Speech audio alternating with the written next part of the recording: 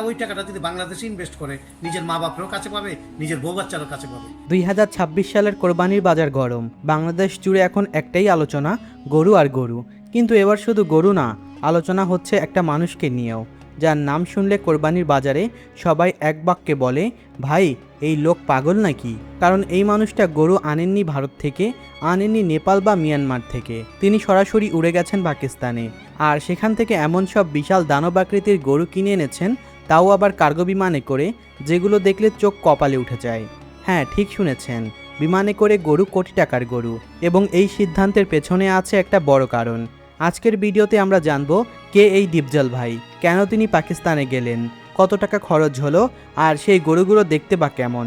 তো ভিডিওর শেষ পর্যন্ত দেখুন, কারণ শেষে যে গরুটার কথা বলবো সেটার ওজন শুনলে আপনি রীতিমতো অবাক হয়ে যাবেন। আপনারা সবাই জানেন, গত কয়েক বছর ধরে ভারত বাংলাদেশ সীমান্তে গরু আসা প্রায় সীমিত, তবে এবছর পুরোপুরি বন্ধ হয়ে গিয়েছে।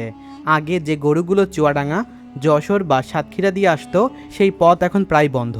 এতে বাজারের গরুর সংখ্যা কমেছে, দাম বেড়েছে, সাধারণ ক্রেতারা পড়েছেন মহা ফাপড়ে। কিন্তু ডিপজল ভাই বসে থাকার মানুষ নয়। তিনি ভাবলেন, ভারত যদি না দেয় তাহলে অন্য পথ আছে, আর সেই পথ হলো পাকিস্তান।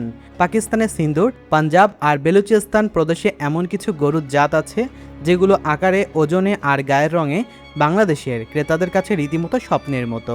ডিপজল ভাই নিজেই ফ্লাইটে করে করাচি গেলেন, সেখান থেকে লাহোরে স্থানীয় গরুর হাট ঘুরলেন, খামারে গেলেন এবং বেছে বেছে কিনলেন 5টি গরু, যেগুলোর প্রতিটির ওজন 2500 কেজি থেকে শুরু করে 3000 কেজি পর্যন্ত, যা দেখা মাত্রই আপনি অবাক হয়ে যাবেন। তাহলে চলুন দেখে আসি সেই গরুগুলো। বন্ধুরা, এই গরুটিকে দেখুন, সুবহানাল্লাহ। এই গরুটা দেখার পর থেকেই হাটের মানুষ তার নাম ধরে ডাকছে বাদশাহ। প্রথমবার যখন বাদশাকে বিমান থেকে নামানো হলো, চারদিকে যেন একটা নীরবতা নেমে এলো। মানুষ থমকে গেল, কারণ এত বড় গরু তারা আগে কখনোই দেখেনি। গরুটির ওজন প্রায় 2300 কেজি, উচ্চতা 6 ফুট 2 ইঞ্চি। মানে বাংলাদেশের বেশিরভাগ মানুষ এই গরুর পিঠের কাছেও পৌঁছাতে পারবে না। পাশে দাঁড়ালে মনে হবে আপনি একটা দেওয়ালের পাশে দাঁড়িয়ে আছেন। বাদশার গায়ের রং ধবধবে সাদা, পাকিস্তানের শাইওয়াল জাতের এই গরু। ডিপজল ভাই জানালেন, বাদশার খাবারের তালিকা শুনলে আপনি অবাক হয়ে যাবেন। প্রতিদিন সকালে দেওয়া হয় দেশি ঘি, দই, 50টি হাঁসের ডিম, ছোলার আটা আর খেজুরের গুড় মেশানো একটি বিশেষ মিশ্রণ। পাকিস্তান থেকে আনার পর ডিপজল ভাই আলাদা একজন পশু চিকিৎসক রেখেছেন শুধু বাদশার জন্য। প্রতিদিন সকালে চেক আপ, কারণ ডিপজল ভাই বলেন, এই গরু শুধুই গরু নয়, এটা আমার সম্মান। এই গরুটিকে পাকিস্তান থেকে বাংলাদেশে আনতে হয়েছে কার্গো বিমানে করে। শুধু বাদশাকে বিমানে আনতেই খরচ হয়েছে প্রায় 9 লক্ষ টাকা। তার উপর গরুর দাম, খাবার, চিকিৎসা সব মিলিয়ে এই একটি গরুর পেছনে মোট বিনিয়োগ 90 লক্ষ টাকার বেশি। বন্ধুরা, বাদশা দেখে যদি মনে করেন এর চেয়ে আর অবাক হওয়ার কিছু নেই, তাহলে এখনই সেই ধারণা বদলে ফেলুন, কারণ এবার আসছে সুলতান। সুলতান হলো পাকিস্তানের থারপারকার জাতের গরু। এই জাতের নাম হয়তো অনেকে আগে শোনেননি, কিন্তু পাকিস্তানে আর ভারতের সিন্ধু অঞ্চলে এই জাতের গরু কিংবদন্তি। সুলতানকে প্রথমেই দেখলে একটাই কথাই মাথায় আসে, এই গরু যেন পাথর দিয়ে বানানো, ওজন 2200 কেজির উপরে, শরীরের প্রতিটি অংশ যেন আলাদা করে করা, ঘাড় মোটা, পিঠ চওড়া, পা চারটা যেন 4টা পিলার। হাঁটার সময় মাটি কাঁপে কিনা জানি না, কিন্তু দর্শকের বুক কাঁপে এটা নিশ্চিত। গায়ের রং লাল মিশ্রণের। পুরো বাংলাদেশে এই রঙের গরু খুবই কমই দেখা যায়। পাকিস্তান থেকে আসার পর থেকে ডিপজল ভাই সুলতানের জন্য আলাদা ডায়েট চার্ট তৈরি করেছেন। সকালে দেওয়া হয় তাজা ভুট্টার গুঁড়ো, জব, গমের ভুসি আর সামান্য গুড় মেশানো মিশ্রণ। পানি হিসাবে দেওয়া হয় মিনারেল ওয়াটার। ডিপজল ভাই হাসতে হাসতে বলেন, সুলতানের খাবারের বাজেট একজন মধ্যবিত্ত মানুষের মাসিক খরচের চেয়ে বেশি। সুলতানকে পাকিস্তানের সিন্ধু প্রদেশের একটি বড় খামার থেকে কেনা হয়েছে, সেখান থেকে করাচি থেকে কার্গো ফ্লাইটে ঢাকা। ঢাকার হাটে সুলতানকে নামানোর পর যা হলো সেটা ডিপজল ভাই নিজেও আশা করেননি।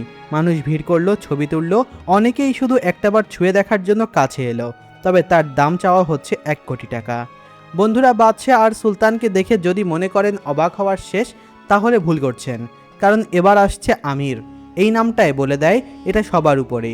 ওজন 2500 কেজি, এই সিজনের সবচাইতে ভারী গরু। একটা সাধারণ গরু 5টা একসাথে করলে যা হয়, আমির একাই তাই।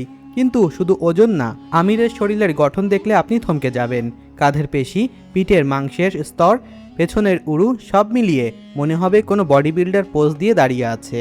গায়ের রং গাঢ় লালচে বাদামি, রোদে দেখলে তামার মতো জ্বলে।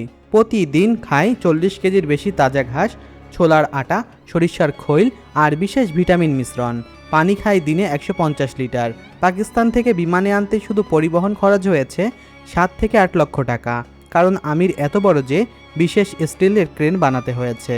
হাটে আসার পর 30 বছর পুরাতন এক ব্যবসায়ী বলেন, এই হাটের ইতিহাস এখন দুই ভাগ, আমিরের আগে আর আমিরের পরে।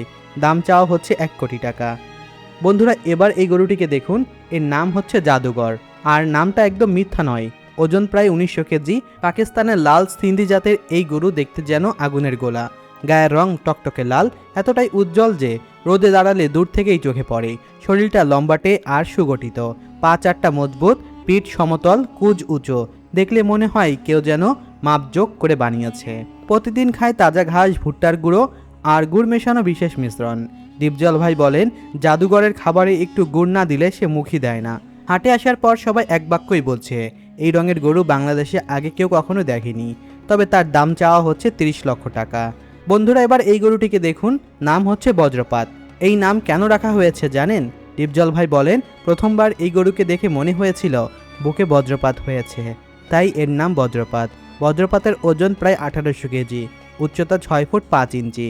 পাকিস্তানের চেলিচিস্তান জাতের এই গরু আকারে আমিরের কাছাকাছি, কিন্তু গড়নে সম্পূর্ণ আলাদা। আমির যদি হয় বডি বিল্ডার, তাহলে বজ্রপাত হবে মল্লযোদ্ধা। শরীরটা চওড়া, ভারী, থমথমে। পা চারটা এত মোটা যে মাটিতে পড়লে শব্দ হয়। বুকের ছাতি এত প্রশস্ত যে সামনে থেকে দেখলে মনে হয় একটা দেওয়াল হেঁটে আসছে। গায়ের রং কালো আর সাদা মিশ্রণের ছোপ ছোপ। এই রঙের প্যাটার্ন এতটাই অদ্ভুত সুন্দর যে মনে হয় প্রাকৃতিক নিজের হাতে এঁকে দিয়েছে।